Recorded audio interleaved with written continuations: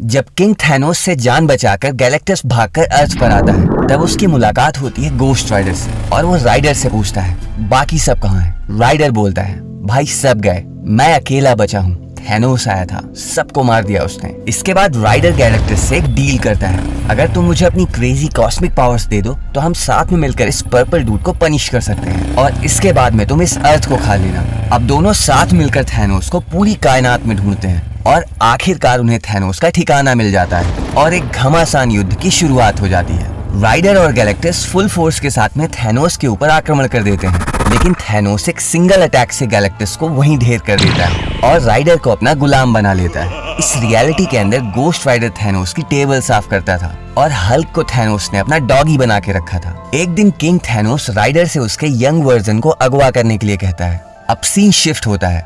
Young Thanos चित्तावरी king को हराकर उनके प्लैनेट चित्तावरी प्राइम को बर्बाद कर चुका था।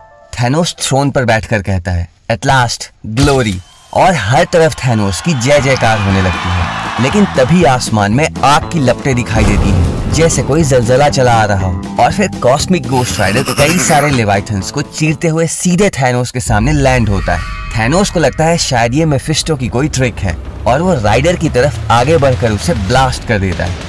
राइडर इंस्टेंटली रिटेलिएट करता है और थैनोस को उसकी चेन से कैद कर देता है। थैनोस चेन्स की आग से जलकर कराहने लगता है। राइडर थैनोस से कहता है मेरी चेन सिट्रैक की हड्डियों से बनी है, तो मेरे दोस्त थैनोस छटपटाना बंद करो, I am just following my orders. फिर राइडर उसकी बाइक को पावर कॉस्मिक से चार्ज करता है और एक पोर्टल ओपन करता है और थैनोस को अनंत ब्रह्मांड में घसीटते हुए चला जाता है और एट लास्ट एक फोर्ट्रेस के अंदर थैनोस को फेंक देता है, जहां गैलेक्टस का सर रखा हुआ था। समय बीत जाता है और एक दिन किंग थैनोस की गुलामी से राइडर आजाद हो जाता है। राइडर पास जाकर बेबी थैनोस को मारने की कोशिश करता है, लेकिन उसकी पेनिस स्टेयर का थैनोस के ऊपर कोई भी असर नहीं पड़ता है, क्योंकि थैनोस तब एक इनोसेंट बेबी था। राइडर एक बच्चे को ना मारने का फैसला लेता है और खुद बेबी थैनोस की परवरिश करने लगता है, यह सोचकर कि थैनोस बड़ा होकर के एक अच्छा इंसान बनेगा। राइडर अब थैनोस के सामने किसी को भी ना मारने का फैसला लेता है, लेकिन एक दिन फ्रैंक फ्यूचर थैनोस से मिलता है, जो अब पनिशर बन चुका था।